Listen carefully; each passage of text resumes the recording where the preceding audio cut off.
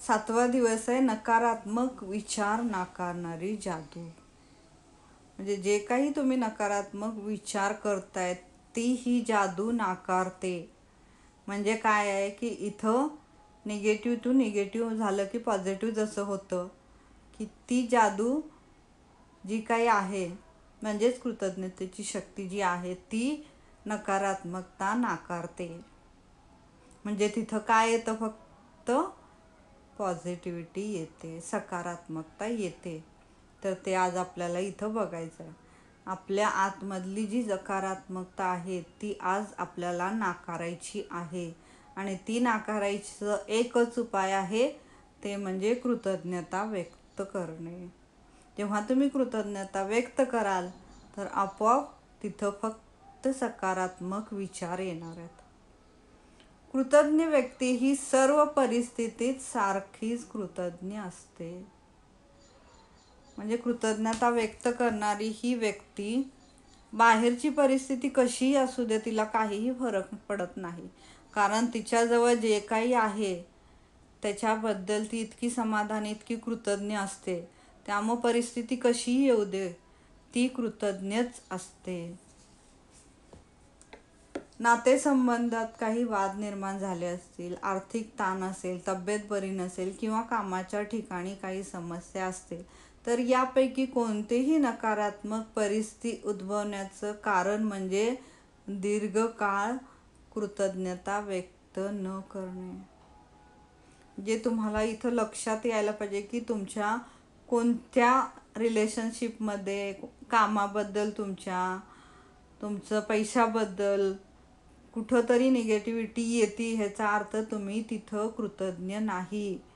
पटकन तिथं काम करायला सुरू करायचं आहे, कृतज्ञता व्यक्त करायला सुरू करायचं आहे, मग ती परिस्थिती तुमची बदलणार आहे आपोआप. तर सगळ्यांनी हे लक्ष ठेवायचं आहे, जिथून आपल्याला नकारात्मकता येते तिथं कृतज्ञता व्यक्त करायला सुरू करायचं आहे.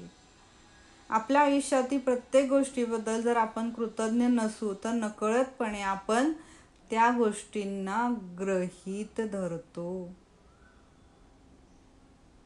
जिथं आपण कृतज्ञता व्यक्त करत नाही याचा अर्थ आपण त्या गोष्टी ग्रँटेड घेतो, गृहीत धरतो. ठीक आहे, मिळालं तर मिळालं, त्याला काय एवढं, किंवा आईवडिलांनी हे केलं माझ्यासाठी तर त्याला काय एवढं, ते त्यांचं कर्तव्यच आहे, त्यांनी कुठं काय मोठे तीर मारले, असं जे म्हणू आपण.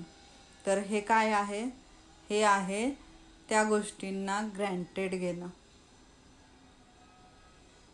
तर इथं कोणतीही गोष्ट ग्रँटेड घ्यायची नाही, गृहीत धरायची नाही. मी आधीच सांगितलेलं, प्रत्येक गोष्टीबद्दल तुम्हाला कृतज्ञताही व्यक्त करायचीच आहे.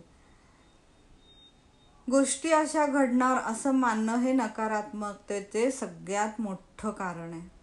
गोष्टी अशा घडणारच या गृहीतकामध्ये आपण त्याबद्दल धन्यवाद देत नाही आणि त्यामुळे आपल्या आयुष्यात घडणारी जादू ही आपणच थांबवतो. म्हणजे आईवडिलांनी हे केलं तर ठीक आहे, केलं तर काय, किंवा हे झालं ठीक आहे, झालं तर झालं, त्यात काय एवढं मोठं, हे जे आपण म्हणतो, तर याच्यामध्ये हे आहे की या गोष्टीला आपण गृहीत धरतो, त्यामुळे तिथं नकारात्मकता व्यक्त करतो. दुसऱ्याचे आभार मानल्याने आपल्या आयुष्यात जादूने सदैव वाढ होत राहते. या उलट गोष्टी अशा घडणारच असं गृहीत धरलं की आपल्या आयुष्यातील गोष्टी सातत्याने कमी व्हायला लागतात आणि त्या सगळ्या कधी आपल्या आयुष्यातून निघून जातील हेही आपल्याला कळणार नाही.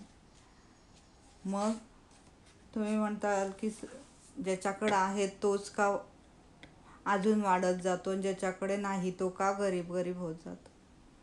तर याचं हेच आहे की तो त्या परिस्थितीबद्दल कृतज्ञ नसतो, समाधानी नसतो, आपुलकी नसते, त्याला प्रेम नसतं, म्हणून तो प्रत्येक गोष्टीबद्दल निगेटिव्हिटी व्यक्त करत असतो, तोच ते अट्रॅक्ट करत असतो, म्हणून तो अजून खाली जात असतो.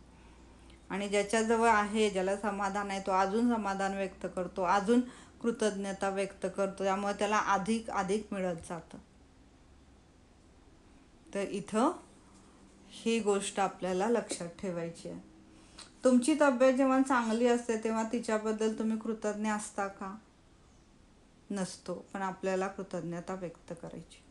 जेव्हा आपली तब्येत चांगली असते तेव्हा कृतज्ञता व्यक्त करायची. कंपल्सरी रोज तरी कमीत कमी 10 वेळेस आय एम हेल्दी म्हणायचंच आहे, आय एम हॅप्पी म्हणायचंच आहे,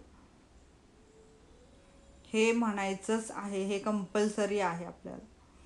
म्हणजे आपोआप तुम्हाला त्या गोष्टीबद्दलची जे पाहिजे आहे तुम्हाला त्या गोष्टी आपोआप तुमच्या समोर येतात आणि तुमची तब्येत अजून छान राहण्यास मदत होते.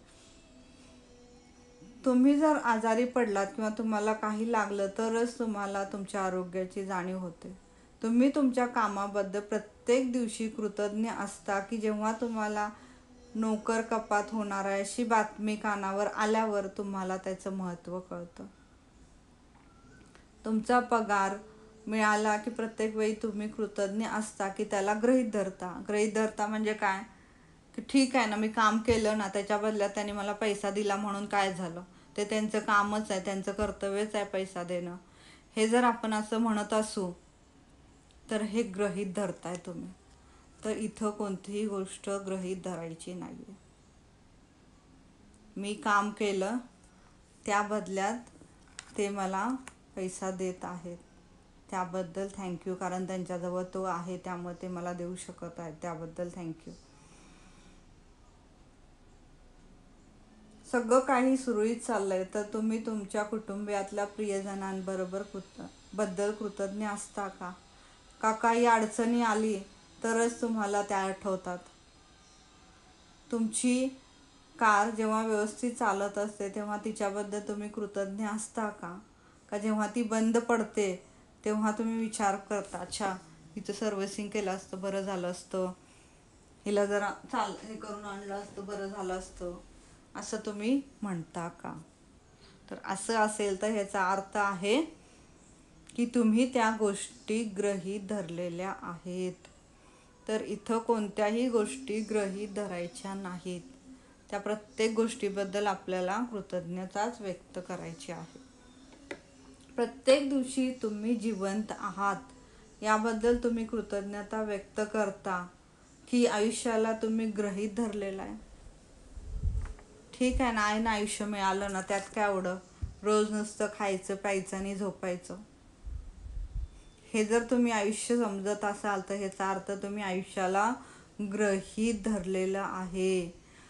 हे ॲज अ माणूस म्हणून तुम्ही या जीवनात आलेला आहात. तर माझ्याकडून जे काही चांगलं घडतंय ते मी करण्याचा प्रयत्न करणार आहे माझ्यासाठी आणि इतरांसाठी.